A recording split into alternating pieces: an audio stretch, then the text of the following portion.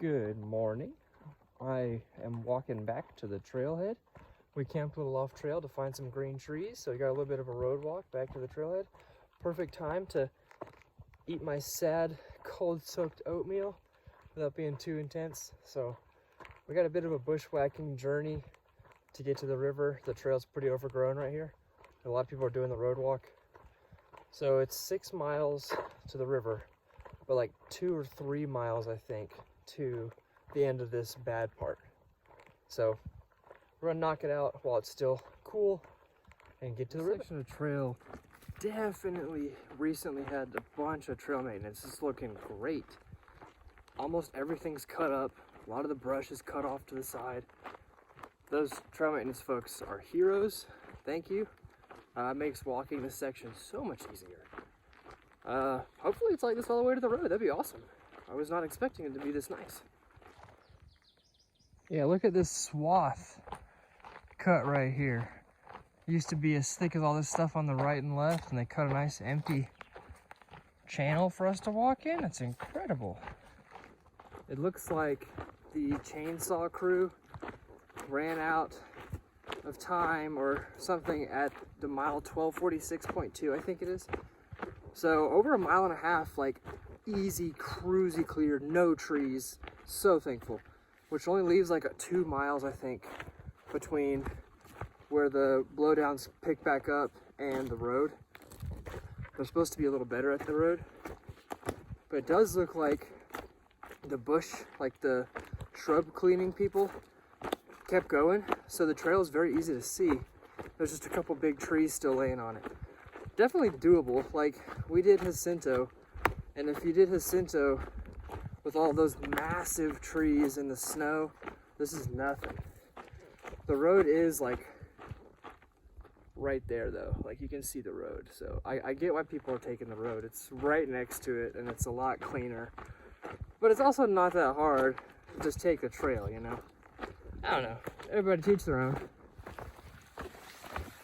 The bushes pick back up right as you start the steep descent down into the river valley.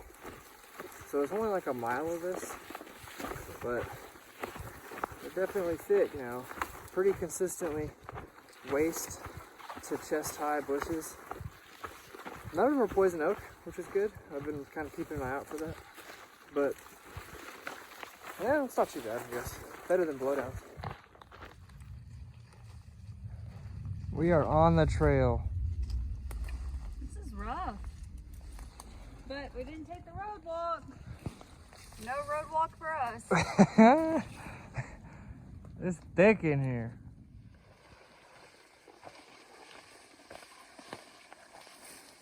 Goodness gracious. Stop it. We made it to the last road crossing and what's supposed to be the end of the overgrown trail. Ooh, early wasn't that bad. The fire comments made it sound a lot worse. It was like, whatever you do, just take the road. Whatever you do, Don't take the trail. don't take the trail. It is dangerous. Well, another section that everybody is advised to skip. We just did it without any real issue. We referenced the map like once or twice. And really the only, I'll call it the bad part, was maybe half a mile. Not 3 miles or not 4 miles like everybody says. The trail maintenance folks did an excellent job clearing the first mile and a half. And then there is about half a mile, 0.6 of overgrown trail. And then after that you swing back around to the, I think it's the east side, and it's super steep and the trail's wide open. Like there's no growth on it. And you take that all the way to the road. So it's really not that hard. Just use the map a couple times. There's in no way dangerous at all. No poison oak, just little shrubs. I would do it again. It wasn't that big a deal. It would kind of suck to do it in the middle of the day since there's... This is kind of slow going. Yeah, a little slower. But it would be a little worse if you did it in the middle of the day. It'd be kind of hot. We did it in the morning. And that whole hill was in the shade, so not too bad.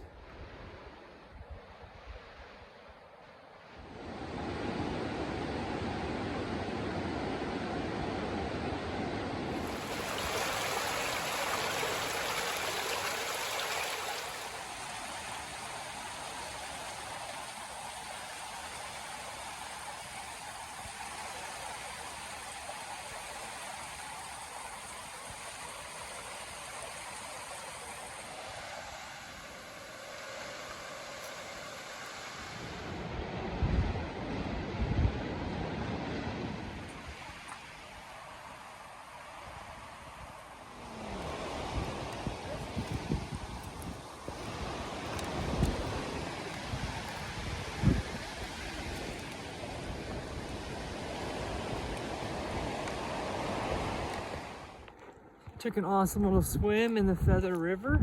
Now we're climbing out of the Feather River Valley and gonna get to Bear Creek, where we're gonna dunk our shirts again. Our shirts are wet right now to cool us off. And after Bear Creek, we start the 3,100 foot climb. It's supposed to be a really hard climb. Hopefully not super exposed. I have no idea. We'll find out whenever we get there.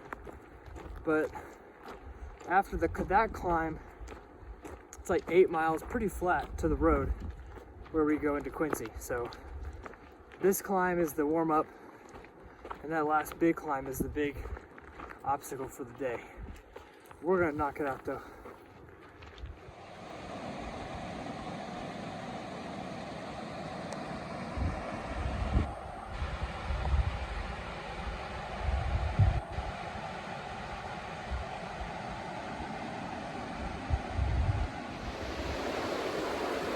Crossing the bridge, starting our 3,000 foot climb.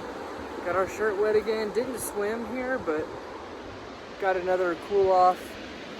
We got 3,000 feet to go. How are we feeling? Hooray! That's Ibuprofen? What the? I just did it. Now we got this.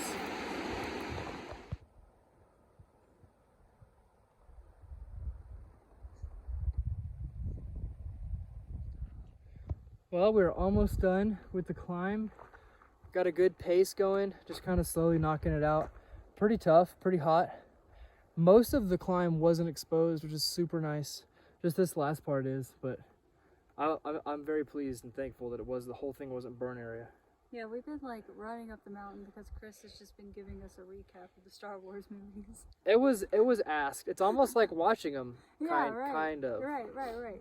It definitely like just got me in a zone just to run up this hill. Story time. Story time to make the mountain climbs go by. I need a pair of headphones. Oh.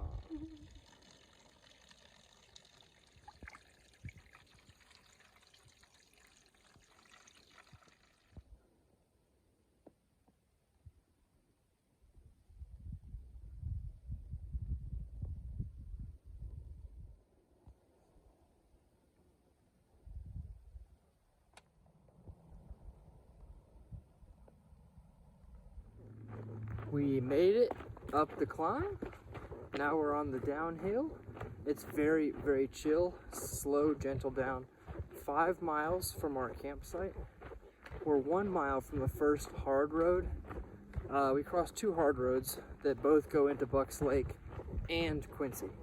So the first one's the more popular hitching spot to Bucks Lake. We're gonna eat dinner there. We're not gonna hitch. We're gonna get a little closer to the second road where we plan to hitch tomorrow morning. But I do hope we can meet some people, try to feel it out. It looks like this road's not super popular, so I really hope it's not gonna take a long time to get a hitch tomorrow. Because ideally we could get to town by breakfast time and eat a huge pancake, eggs, and bacon breakfast. Oh, we've both been dreaming about that for the past couple days. I really hope we can get an early hitch.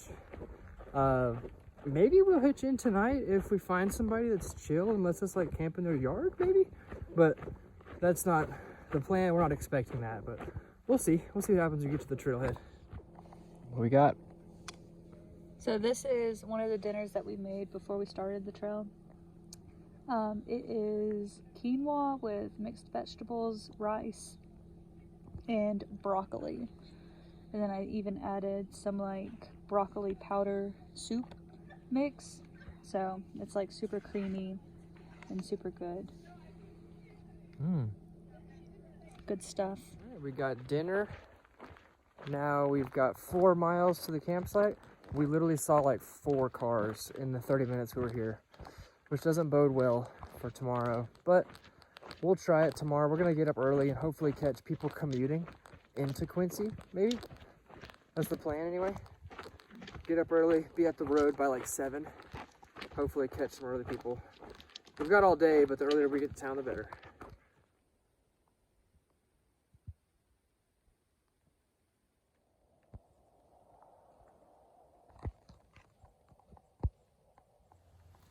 Alrighty, got our tent pitched up on this ridge, 0.4 from the road, so it's a super easy walk tomorrow morning. we're gonna hit the sack. It's 9 o'clock, but it's still pretty bright. Yeah. We're gonna get up early, but not too early. Get to the road like 7. I have my alarm set for 5:30 so I can get pancakes as soon as possible. I would love a pancake breakfast. I would just drink the syrup at this point. Hopefully that'll be our start to the day tomorrow. But we're gonna hit the sack and we'll catch y'all tomorrow. Yeah. We did 23.5 or whatever, right around 24 miles again. So we kind of earned the 0 since we booked the night for tomorrow. So rather than do a Nero tomorrow, we're going to do a 0 tomorrow and get back on trail the day after. Yeah. So that's what happens if you do giant days. No problem. 24 miles is not that giant. Big days. Big for us. Good night. Good night.